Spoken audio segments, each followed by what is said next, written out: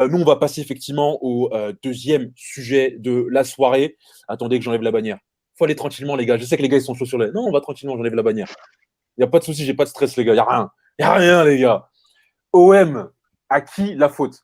Je vais commencer, les gars, par la conférence de presse, en fait, par les propos tenus par André Villas-Boas après la défaite marseillaise contre Porto, où il dit en conférence de presse, écoutez ça, qu'est-ce que tu veux dire de ce record? Le record, il parle de ce record, triste record de Marseille qui vient d'égaler le nombre de défaites d'affilée. 12 défaites d'affilée, donc record que détient aujourd'hui Marseille, que co-détient Marseille. Donc qu'est-ce que tu veux dire de ce record? C'est une honte, c'est à nous d'arrêter ça. C'est sur l'OM qu'est tombée cette merde. C'est notre parcours. Pour faire de la merde en LDC, tu as déjà besoin d'être présent dans cette compétition. On fait de la merde. Marseille s'est incliné lourdement sur le terrain de Porto. 3-0. Troisième défaite de rang pour les hommes de Villas-Boas après l'Olympiakos et City. Thibaudot, à qui la faute? Écoute frérot, si on commence direct à dire à qui la faute, sans même dire que c'est désastreux pour le foot français et encore plus pour Marseille, parce que vraiment c'est une pâle figure qui nous montre, et c'est pas la première fois. Pour moi, la faute dans tout ce merdier, c'est notamment à la direction. Et en plus de ça, je dirais au recrutement. Donc, à partir de là, on pourra développer un petit peu, mais je vais vous laisser déjà dire à qui, selon qui pour vous c'est la faute, Ah non, avant de développer. Thibaudot, ne vesquille pas, t'es pas sur un plateau politique ici. Je te pose une question. Il est en campagne, là. Pour rentrer dans le contexte, là, ça rentre dans le thème. Non, vas-y. Non, alors, en gros, pour moi, faute de recrutement. D'accord. Faut savoir que sur les 3 matchs donc, que Marseille a joué cette saison en Ligue des Champions, sur les 3 équipes titulaires, il n'y a que 3 mecs qui ont joué la Ligue des Champions auparavant. En la personne de Mandanda, Payet, Thauvin. Tout le reste des titulaires, c'était leur première campagne de Ligue des Champions. Donc, on parle d'un mec qui est au cage, d'accord? C'est pas un joueur de champ, il est expérimenté, il est en pleine forme. Très bien. On parle de Payet, qui est vieux et qui n'est pas en forme. Et on parle de Thauvin qui revient d'une saison où il n'avait pas joué et le mec fait quand même de belles prestations. Donc, à part ces 3 joueurs-là, tu n'as aucun expérimenté en Ligue des Champions. Tout le reste, c'est des nouveaux. Donc déjà, ça me dérange beaucoup quand tu veux passer dans un groupe où tu retrouves City, Porto et le Olympiakos, même si ce n'est pas un groupe relevé, j'entends bien, mais n'avoir que ces 3 joueurs-là en expérimenté, ça me dérange beaucoup. Derrière, les recrues, on peut en parler. Cuisance, entre 11 et 18 millions, arrivé en prêt du Bayern Munich, qui n'est pas titulaire sur ce match notamment, préféré par Morgan Sanson. Ok, j'entends. Gonzalez, qui était déjà là la saison dernière, qui a été confirmé donc pour 4 millions. Et Luis Enrique, le Brésilien, qui est arrivé pour 8 millions. Ça me paraît très léger pour entamer une saison de Ligue des Champions avec un effectif comme ça et t'espères te qualifier. Pour moi, c'est ridicule en fait. C'était pas envisageable de se qualifier avec ce groupe-là et le recrutement. Alors, le Lyon, encore une fois, écoute Thibaudot, en gros, chercher des excuses. Après nous avoir dit que Rennes, ah ok, si Rennes effectivement fait des mauvais résultats en Champions, c'est parce qu'ils sont jeunes, il n'y a pas d'expérience, il n'y a pas ceci, il n'y a pas cela. Les champions du monde, ils sont où dans cette équipe, les champions du monde? Ils sont du côté de Marseille. Thauvin, champion du monde. Mandanda, champion du monde. Payet, comme il a dit Thibaudot, a joué plusieurs fois effectivement la Champions. Il n'a certes jamais marqué dans ses compétitions, mais il a quand même joué plusieurs fois la Champions. J'aime bien le tacle en loose D, là. T'as vu hey, gros, il a critiqué mon argument fort. J'ai vu comment il a posé ça. Il a posé ça, il a continué, il s'est barré. Non, toi, t'es chaud, t'es fort. Franchement, t'es fort. Non, mais ça va être sa fête, de toute façon, à Payet. Non, c'est ça. Non, parce que je veux bien qu'on me dise que Rennes n'a pas d'expérience, que Rennes, c'est sa première compétition européenne. Mais moi, j'en ai marre. Moi, si tu veux, dans le débat Paris-Marseille, je me prononce pas parce que j'en ai rien à foutre des 2 équipes. Je suis neutre. Par contre, il y a un truc qui me dérange, c'est que Marseille, généralement, ils brandissent leur titre de champion d'Europe lorsqu'il s'agit de chambrer les Parisiens. Mais lorsqu'il s'agit d'aller battre Porto sur le terrain de Porto, là, il n'y a plus personne. Là, c'est pas on est champion d'Europe. Là, c'est pas en fait on a cette culture européenne des grands rendez-vous. Donc, il faut arrêter à un moment donné. Donc, est-ce que tu as une... Qu'est-ce que tu penses de ce que vient de dire Thibaudot? Est-ce que c'est... Attends, je suis totalement d'accord. C'est vrai que moi, la faute, j'aurais dit le président et la cellule de recrutement. Ah oui, l'incompétence de ces personnes mettent Marseille plus bactère. Et ça ne date pas d'aujourd'hui. Donc pour toi, avec l'équipe de Marseille d'aujourd'hui, avec les champions du monde, avec des joueurs d'ailleurs qui ont joué dans différents championnats de grande qualité, Première Ligue, Liga, tu ne peux pas aller battre l'Olympiakos. Non, tu ne peux pas. Non, il ne faut pas être sérieux. Pourquoi ? Je m'explique. Tu m'as parlé de deux champions du monde. Tu as un champion du monde, c'est vrai, il y a Steve Mandanda qui est un gardien de but qui a 35 ans et qui est quand même plus sur le déclin qu'autre chose, mais il se bat. Dimitri Payet, on va en parler. Je laisse, on en parlera.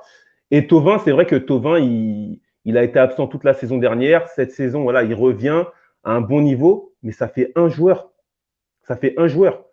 Le reste, je suis désolé, ça n'a pas le niveau. Et ça, la faute à qui ? La faute à la cellule de recrutement et la faute aussi également au coach qui n'arrive pas à faire progresser ces joueurs-là. Déjà, alors, j'entends bien par rapport à la cellule de recrutement. Déjà, il faut savoir que Marseille, financièrement, ils sont étranglés. Ils ont été épinglés plusieurs fois par le fair play financier. Ils ont payé des amendes. Je crois que sur les 2 prochaines années qui vont arriver, il y a 15% des recettes du club, sachant déjà qu'il n'y a pas beaucoup de recettes, qui vont être reversées à l'UEFA. Mais l'argument de dire que Marseille n'a pas été assez agressif, n'a pas été assez ambitieux dans son recrutement, et que c'est pour ça qu'en fait, en Ligue des Champions, ça ne va pas. Porto, ils ont perdu 3 de leurs cadres, notamment Danilo Pereira, qui est parti au Paris Saint-Germain, qui était leur capitaine. Ils ont recruté pour seulement 8 millions d'euros. Tu n'as pas d'internationaux chez Porto. Tu n'as pas de champion du monde. Je peux terminer. Tu n'as pas des mecs, effectivement, qui sont qualifiés pour le deuxième tour de Champions. Et pourtant, ils ont gagné 3-0 contre Marseille. Donc moi, je veux bien qu'à chaque fois, on trouve des excuses pour le football français. Tantôt, on est trop jeune. Tantôt, on n'a pas d'expérience. Mais à un moment donné, les gars, Krasnodar hier, ils menaient 2-0 contre Séville. Krasnodar, c'est leur première compétition européenne. Pourquoi le foot français n'est jamais au rendez-vous ? Frérot, on n'a pas d'excuses. Hein. Justement, on va en parler après. On va te dire justement le pourquoi du comment. Mais je vois ce que tu veux dire. Mais il n'y a pas d'excuse. Aucune excuse même. Pour revenir vite fait, Marseille est endetté à hauteur de 127 millions, d'accord, actuellement. Ils ont été mis à l'amende par le fair play financier à hauteur de 3 millions. Et comme tu l'as dit, sur les 2 prochaines campagnes européennes, ils sont privés de 15% des recettes qu'ils devraient toucher, ce qui est équivalent d'une perte de 10 millions environ par an. Ouais. Donc financièrement, c'est la merde de ouf. Okay, et je complète l'effectif de… Dis-moi. Je complète avec ça. C'est vrai qu'il y a aussi le Covid, le fait que le club n'aura aucune recette de la billetterie, tout ce qui est le marketing, tout ce qui est en rapport avec qui pourrait générer de l'argent, et ça va leur faire un manque à gagner de quasiment 150 millions d'euros. Donc, pour appuyer ce que dit Thibaudot, c'est vrai que financièrement, c'est très, très compliqué pour l'OM. L'effectif de Marseille, c'est 228 millions d'euros actuellement, en estimation, d'accord. Porto, c'est 255 millions d'euros dans un championnat qui est moindre. Donc, comment tu veux… Et encore, dans cette histoire, tu as Thauvin qui est estimé à 30 millions d'euros, d'accord. Alors que le mec, actuellement, Marseille reçoit que des offres à 15 millions et grand max 15 millions pour Thauvin. Ouais. Je ne pense pas que Marseille ait l'effectif pour se qualifier dans un groupe de Ligue des Champions à l'heure actuelle. Pour moi, c'est une utopie de se dire on va entamer cette saison de Ligue des Champions et on peut se qualifier avec cet effectif-là. Pour moi, c'est pas normal. Les gars, l'histoire nous a montré que ce n'est pas forcément l'argent qui permet à un club d'être compétitif. Je suis d'accord. Il faut faire attention à ça. Manchester, ils sont en train de se ruiner. Ils m'ont appelé, ils voulaient m'acheter, ils voulaient que je joue en défense centrale. Je leur ai dit non. Ils m'ont appelé. Ils m'ont dit Lindelof, ils m'ont dit ça. Voilà Manchester qui est un contre-exemple. Ils sont en train d'acheter tout le monde. Ils sont toujours pas compétitifs, que ce soit en Première Ligue ou en Champions. L'Atalanta, que tu adores, Thibaudot. Pareil, l'Ajax, Leipzig, dont on a parlé, Thibaudot, la semaine il y a quelques jours. Pareil, ce sont des clubs qui ne vont pas acheter des joueurs très très chers. Ouais, mais frérot, je me permets de te couper. Après, le problème, on a dit, c'est quoi les responsables? On a parlé de l'équipe dirigeante et de la cellule de recrutement. C'est eux qui sont incompétents. Et justement, les clubs dont tu as parlé, effectivement, on parle pas d'argent. Tu as plein de clubs qui ont fait des beaux parcours en étant beaucoup moins bien financièrement que des clubs français. Mais ça bosse bien. Ils ont des personnes sérieuses. Il y a des personnes qui ont des bons scouts. Ils arrivent à trouver des pépites. Pourquoi l'OM n'arrive pas? Marseille, c'est quand même une ville importante en France. Je ne comprends pas que depuis des années, il n'y a aucun joueur qui arrive à… Tu vois ce que je veux dire? D'accord, frérot. Non, mais en plus, Thibaudot, il a raison. Là, il a un point. C'est que quand tu évoques en fait les difficultés financières, je te rejoins. Et c'est justement pour ça qu'ils ont fait venir Pablo Longoria. Parce que voilà quelqu'un qui a été directeur du football à Valence, mais surtout qui a été recruteur. Où ça? À l'Atalanta. À Sao Paulo. Des clubs, justement, où on n'a pas de thunes et où finalement, tout repose sur le dénichement de talent, sur l'observation, sur le scouting, en fait. si l'Atalanta est au niveau où ils sont aujourd'hui, c'est parce que justement, ils savent observer, comme Sassuolo. Et là, visiblement, voilà, le recrutement de cet été n'a pas été concluant. La preuve en est, c'est que peu de joueurs d'ailleurs qui ont été recrutés ont joué ces matchs-là. Pape Gay, vous l'avez vu? Moi, je ne l'ai pas vu, les Non, gars. bah ouais, non. Cuisance, il est rentré en fin de match. Voilà, bon, en tout cas, c'est un point, effectivement, le recrutement. Il y a un autre point, et je vois que vous ne voulez pas en parler, je voudrais quand même avoir votre point de vue, c'est André Villas-Boas. Villas-Boas, à la fin de la saison dernière, il dit « Moi, les gars, je ne coach pas Marseille s'il n'y a pas un renforcement de l'effectif. Moi, la Champions, je veux bien la jouer avec Marseille, j'adore ce club, mais je ne la joue que si c'est pour être compétitif. » Et il accepte de re-signer, en gros, de prolonger pour un an. Bah, si tu acceptes, c'est que tu considères que ton effectif, il est compétitif. Et mon ami, donc déjà, tu as incriminé, déjà pour ça. Et puis deuxièmement, les gars, ça n'excuse pas qu'il n'y ait que seulement 4 tirs cadrés en 3 matchs. 0 contre-attaque hier. En 3 matchs. Expliquez-moi, les gars. Ça peut être héros, Longoria, mais à un moment donné, quand tu n'as que 4 tirs cadrés, c'est pas Longoria qui vient coacher. À un moment donné, il faut prendre ses responsabilités. Dites-moi, les gars. Ouais, je suis d'accord. Après, c'est vrai qu'on a parlé de l'équipe dirigeante et et de la cellule de recrutement. Évidemment que le coach, il n'est pas à dissocier de ces gens-là. Effectivement, bien sûr. Il y a la manière à laquelle tu prépares tes joueurs, l'approche que tu fais justement des matchs. Parce que quand bien même, tu as beau être moins fort, tu as beau avoir moins de qualité, mais au bout d'un moment, montrer un tel spectacle, c'est scandaleux. C'est pas normal. 4 tirs cadrés, 0 contre-attaque, contre Porto. C'est pas normal. Et tu le vois, le mec, il est là à la fin du match, il rigole. Non, c'est. Vas-y, Thibaudot, dis-moi. Vas-y, Non, mais c'est en effet le visage que montrent les Marseillais, c'est pas normal. Tu vois un Valère Germain qui est agacé par le coach parce qu'il rentre pas assez tôt dans le match. Tu vois un Cuisance pareil qui a pas forcément envie de rentrer sur le match parce que il voit que déjà Marseille perd 2-0 avant même qu'il rentre et qu'il a pas envie de foutre un pied sur le terrain pour jouer un match comme ça. Non, les joueurs montrent pas un beau visage. Le coach, à mon avis, c'était un gros coup de bluff en mode vas-y, mets un peu d'oseille parce qu'on sait que le problème, mais c'est récurrent, ça date pas de l'année dernière, hein, le problème de Marseille, il n'y a pas de mettre d'oseille sur le mercato. On sait qu'il bricole Marseille depuis des années. Pour moi, c'était juste un coup de bluff et le mec n'a pas eu de meilleure offre ailleurs. Et fin, il s'est rassis sur sa chaise et il a continué à faire ce qu'il faisait parce qu'il n'avait pas d'autre choix en fait. Mais je suis d'accord avec toi, frérot, mais de là à être aussi inoffensif en fait contre Porto, un Porto qui jouait en 4-4-2, 4-2-3-1 comme vous voulez, avec des latéraux qui étaient extrêmement hauts, avec des ailiers qui ne leur descendaient pas défendre, comment c'est possible? Je vais prendre l'interview de Maxime Lopez. Maxime Lopez a été prêté là. Il a été prêté à Sassuolo, il était interviewé il y a quelques jours. On en a parlé avec Thibaudot en off. Qu'est-ce qu'il dit Maxime Lopez? Il dit putain les gars, je suis arrivé à Sassuolo, un club qui est arrivé dans l'élite italienne, dans l'élite de Serie A en 2012, et j'ai compris le football. J'ai compris ce que c'était le ballon rond. J'ai vu que les entraînements à Sassuolo, hein, c'est même pas un cadre de Serie A, ça n'avait rien à voir avec ce que j'avais à Marseille. Et j'ai vu Maxime Lopez, moi, contre le Napoli, j'ai pas reconnu le footballeur. Il a joué son meilleur match de sa carrière contre le Napoli. Le Napoli, c'est certainement ce qui se fait de mieux aujourd'hui en Serie A en termes d'effectifs. Donc c'est pour ça que moi, Villas-Boas, je veux bien qu'on me dise qu'il n'a pas les moyens. Je veux bien qu'on me dise qu'il n'y a pas les joueurs. Mais à un moment donné, il y a de la décence aussi à avoir. Maxime Lopez, le voilà, il était à Marseille il y a quelques jours contre Lille, contre Saint-Etienne, dégueulasse. Il arrive à Sassuolo, il est rayonnant. Faut arrêter les gars. Ouais, non, mais je suis d'accord. J'allais en parler justement de ça. C'est vrai que t'as beau avoir des joueurs qui n'ont pas le niveau technique, on le sait. Maintenant, à un moment donné, un minimum d'amour-propre, de fierté. On fera jamais de Sanson on fera jamais de Sanson Xavi. On est d'accord. Sakai, ça sera jamais Daniel Alves. Mais au bout d'un moment, les gars, bougez-vous le cul.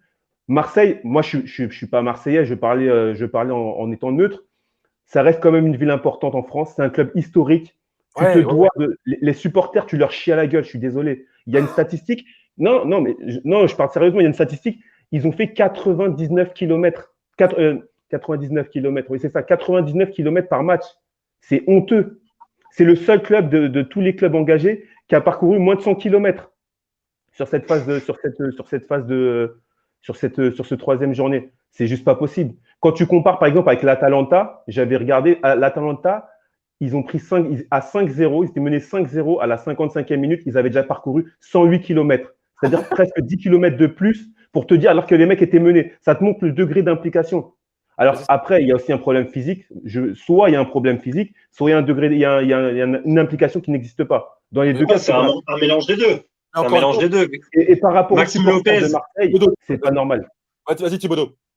Maxime Lopez, dans son interview là, dont parle Gooms, c'est notamment au niveau des entraînements où il fait allusion. Il dit il n'y a pas un jour où le coach dit aujourd'hui on va s'entraîner 1h30. En gros, le mec il dit qu'en France, on peut s'entraîner 1h30 un jour où le coach il a pas trop envie de faire travailler l'équipe, tu vois. Et qu'en Italie, il a dit j'ai appris ce que c'était que la rigueur en fait, que tactiquement, il y avait beaucoup plus de rigueur en Italie. Et c'est là où, ouais, en effet, c'est dérangeant quand tu sais que le mec a terminé 2e de Ligue 1 l'année dernière avec Marseille. Il arrive dans un club en Serie A qui était 7e ou 8e, je sais plus exactement. 8e. Et là, il dit, j'ai découvert la rigueur. Tu vois, il y a une espèce de contradiction, en fait, entre ce qu'on peut penser du football français et ce que les joueurs en disent, en fait. Donc, c'est dérangeant, ouais. Là, c'est même pas le football français parce que Maxime Lopez, il a connu qu'un seul club, c'est Marseille. Et il a joué avec qui l'année dernière? Avec Villas-Boas. Il a commencé la saison avec qui? Avec Villas-Boas. Donc, pour moi, c'est un tacle envoyé à Villas-Boas. Qui fait les entraînements? C'est pas Le Gret. C'est pas Vincent Labrune. Oui, c'est Villas-Boas. Je vois que vous êtes assez doux avec Villas-Boas. Moi, vous savez, j'ai rien contre lui. C'est un non, on n'a pas. Ouais, non, on n'est pas. Non, on n'est pas doux. On le met aussi. On le met aussi dans les chèvres de l'OM. Il fait partie. Il fait partie. Non, il n'est pas à excuser. Il n'est pas excusé, effectivement. L'implication. Attends, le lion, calme-toi. On a tout notre temps. T'as écrit Paris sur ton maillot, frérot. Ouais, et t'as un maillot derrière, tu peux pas dire ça, frérot. Non, mais c'est vrai. Non, mais on parle sérieux. Le gars, à un moment donné, tu es un entraîneur de l'Olympique de Marseille. C'est pas normal que tes mecs, quand ils arrivent en Ligue des Champions, après 3 matchs, ils montrent un tel visage. C'est pas normal qu'un joueur qui a été sous tes ordres l'année auparavant, lorsqu'il est dans un autre championnat, il dit j'ai l'impression de m'entraîner réellement. C'est-à-dire qu'avec Villas-Boas, il ne s'entraînait pas.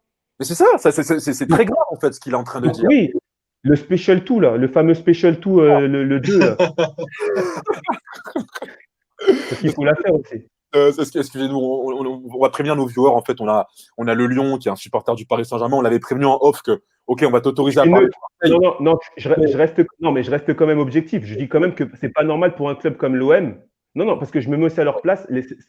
Ça reste un club important. Et pour le bien du football français, il faudrait que l'Olympique de Marseille. Moi, je rêverais que l'Olympique de Marseille soit à un niveau supérieur pour pouvoir concurrencer le Paris Saint-Germain et nous donner des grands matchs et élever le niveau du football français. Parce que c'est pas que Marseille soit à ce niveau-là. C'est pas normal.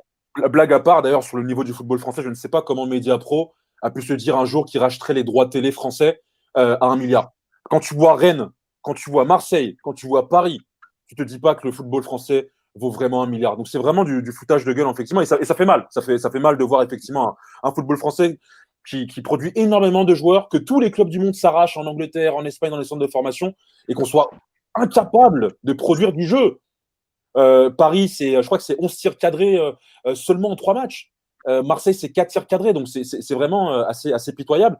Tout à l'heure, je ne sais pas si c'est le Lyon ou Thibaudot qui parlait de l'état de forme des Marseillais. Je crois que c'est le Lyon qui évoquait les distances parcourues en kilomètres par les Phocéens. Moi, il y a un joueur que j'ai trouvé très, très émoussé face à Porto, qui n'a pas supporté en fait les chocs, c'est Camara. Camara, généralement, c'est quand même un joueur qui, athlétiquement, est assez bon. Et je l'ai senti émoussé. Tout à l'heure, tu évoquais, je crois, on évoquait ensemble le travail des préparateurs physiques. Marseille a l'air d'être aussi très, très émoussé, très fatigué. De ne pas être en forme, quoi. Le Thibaudot. Vas-y, Thibaudot. Ouais, Covid. Après, c'est Marseille, mais on peut généraliser. C'est-à-dire que dans le foot, à l'heure actuelle, tu as beaucoup de clubs qui souffrent parce qu'ils n'ont pas un effectif avec une profondeur incroyable. Et dès qu'il y a des cas de Covid, des cas de blessures, etc., c'est tout de suite la merde. Regarde la Lazio. À quel point c'est la merde pour la Lazio. Ils ont fait 1 partout hier contre le Zénith. Ils vont pas se qualifier en Ligue des Champions. Et en plus de ça, en Serie A, je t'en parle même pas. Il n'y a pas que Marseille, mais ouais, Marseille aussi, physiquement, il n'y a pas assez de profondeur de banc. Et puis même les titulaires, tu sens que c'est émoussé, mais c'est normal. Qu'est-ce que tu veux que je te dise? Ils découvrent un calendrier qui fait mal à tout le football actuellement. Donc, il n'y a pas que Marseille. Pour moi, sur ce plan-là, actuellement, le football européen, ça fait mal à tous les clubs, en fait, la répétition des matchs, etc. Il n'y a que les clubs où il y aura vraiment une grosse profondeur de banc ou un effectif jeune qui ne joue pas forcément les compétitions européennes qui seront mis en avant. Notamment Sassuolo. Ouais. Regarde Sassuolo qui a tapé Naples. Sassuolo, il ne joue pas de compétition européenne, gros. Ouais, c'est vrai. Tu as un bon point. Mais quand ils battent Naples, ils les battent sans leur meilleur joueur aussi. Ouais, mais l'effectif, tu l'as senti bien pendant 90 minutes, tu vois ce que je veux dire? Alors que le Napoli, tu les as sentis fatigués. Donc, le calendrier, ça joue beaucoup. Et en plus, Thibaudot, c'est vrai ce que tu dis, mais au final, comme on dit, il y a des équipes quand même, malgré la période que l'on traverse, il y a des équipes quand même qui arrivent à montrer quelque chose, à amener du rythme, à jouer avec de l'impact, à jouer avec de la conviction. Et en fait, c'est ce qu'on reproche à l'OM, en fait. On leur demande même pas de jouer comme une équipe flamboyante, on leur demande de mouiller les maillots. C'est ça, en fait. Là, on est au-delà du football. C'est une histoire de personnalité. Et c'est vrai que par rapport à un club comme Marseille, c'est vrai que je me mets à la place de leurs supporters, je comprends qu'ils pètent les plombs, ce qui est plus possible. De ouf. Notamment le joueur phare qui est Dimitri Payet, qui lui, pour le coup, a été en dessous de tout au niveau implication. Le Lion, je te laisse dessus tout de suite. Je lance juste le délire. Effectivement, Frasque et Payet. Parce que pendant longtemps, on a eu Strass et Payet. Lorsqu'il était déjà la première version à Marseille, lorsqu'il part à West Ham, lorsqu'il joue souvent en équipe de France, notamment lors de l'Euro 2016, où vraiment on avait un Payet qui était rayonnant à ce poste de mi-10, mi-8. Et c'est vrai que depuis le début de la saison, Payet, c'est pas sérieux. Payet, c'est pas pro. Payet, c'est en surcharge pondérale, c'est en surpoids. C'est un joueur qui n'est pas fit et ça se ressent. C'est un joueur qui n'est pas décisif, ça se ressent encore une fois face à Porto. Il a le penalty l'égalisation, il le met dans les cocotiers. Je voudrais que vous reveniez sur effectivement ce leader technique qui depuis le début de la saison passe clairement à côté et surtout un joueur qu'on entend beaucoup en dehors mais qui est souvent muet sur le terrain ces derniers matchs. Vas-y, le Lion, fais-toi plaisir, le Lion, vas-y, entame le Payet. Non, le Lion, mauvaise idée. Commence, Thibaudot, mauvaise idée, tu laisses le Lion. Mais de base, Payet, c'est un bon joueur, hein. J'ai rien contre lui, hein. Mais il y a des faits récents qui ont fait que, bon, vas-y Thibaudot. Non, mais écoute, 33 ans, comme tu l'as dit, physiquement, c'est archi pas sérieux. On sait qu'il a un physique où tu sens que ça peut vite devenir une boule quand il va arrêter le foot. Mais de là à arriver sur une saison, il a commencé comme ça, c'est pas sérieux. Rien d'étonnant quand tu vois son niveau physique, ses prestations techniques suivent en fait, c'est logique. Et pourtant, il a été remis dans une position axiale par son coach. Le système du coach, pour moi, c'était clairement pour mettre Payet en évidence. D'ailleurs, pas que pour moi, pour tout le monde. Tout le monde l'a décrit comme ça. Ce système, c'était pour mettre Payet en évidence. Et quand tu vois comment il l'a rendu au coach, c'est une honte. C'est une honte parce que Thauvin, le mec, il revient d'une saison blanche et il arrive et il fait du sale. C'est déjà le mec qui fait le plus de stats à Marseille. C'est pas normal, en fait, pour moi. C'est l'accompagnement de Payet, c'est zéro. C'est zéro, je suis catastrophé par ça parce que tu peux pas faire de bons résultats avec le mec est censé être ton leader, il est si mal en point, c'est pas normal, ouais. Il manque de respect à Marseille, aux supporters marseillais, ce mec-là, pour le coup. Ouais. Alors, juste pour rebondir sur ce que tu viens de dire, Thibaudot, je rappelle quand même que Dimitri Payet a re-signé a prolongé son contrat de 4 ans avec Marseille.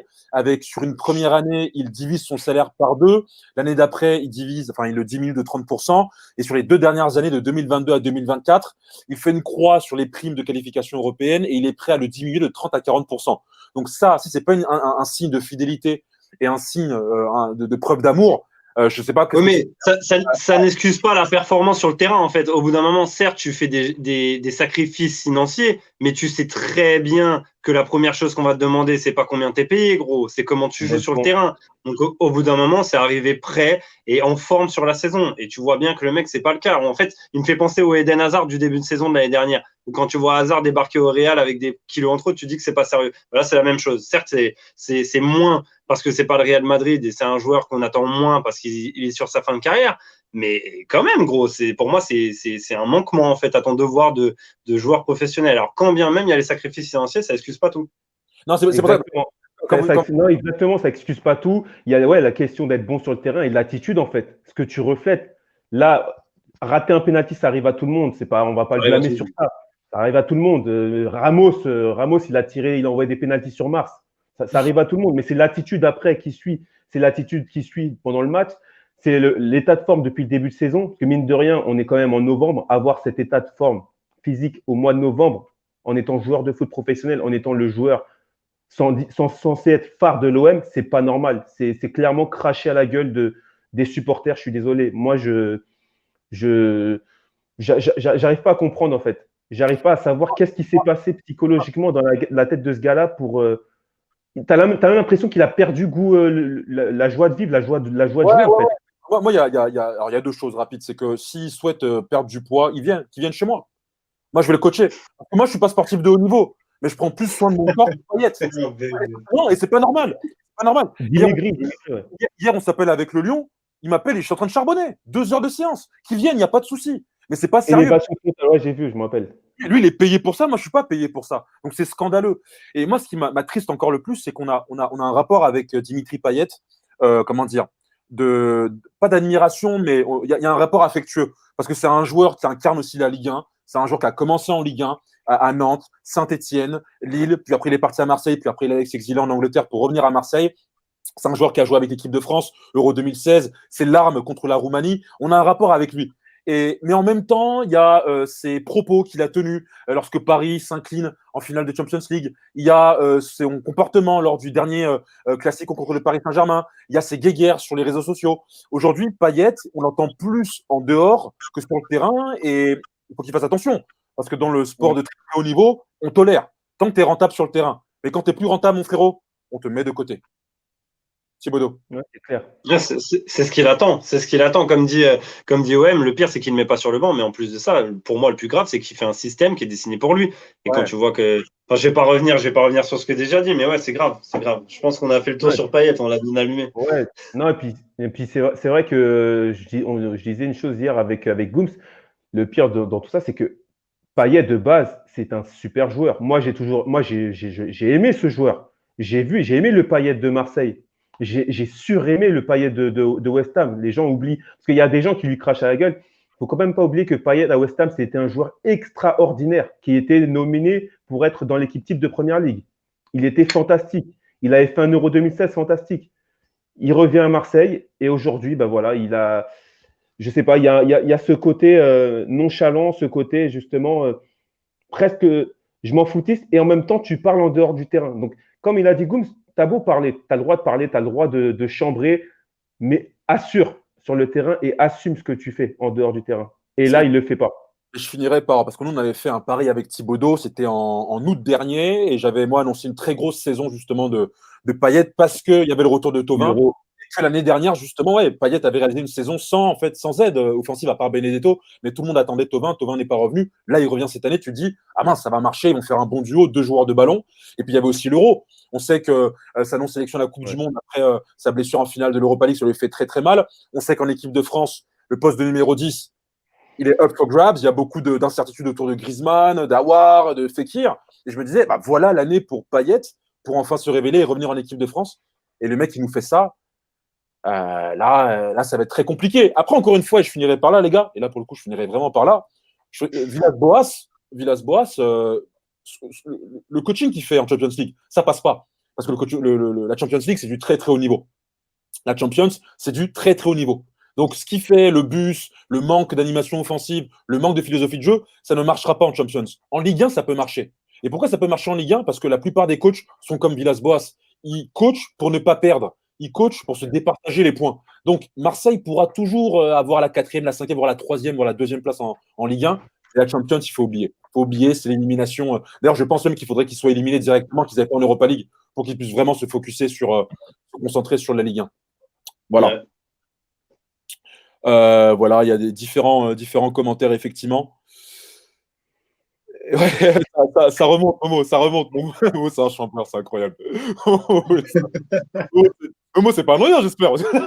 Parce que là, c'est des vieux dossiers, ça. Non, si, il a notre âge, je pense. Ah, d'accord, ok. Non, c'est un fin connaisseur. Pour une fois que le frérot est d'accord avec moi. De ouf. Ouais, de ouf. Dernière chose par rapport à l'incompétence du board marseillais, juste une info comme ça. Payet, il avait été vendu à West Ham pour 15 millions. Il a été racheté pour 30 millions. Cherchez l'erreur. Oh, my goodness.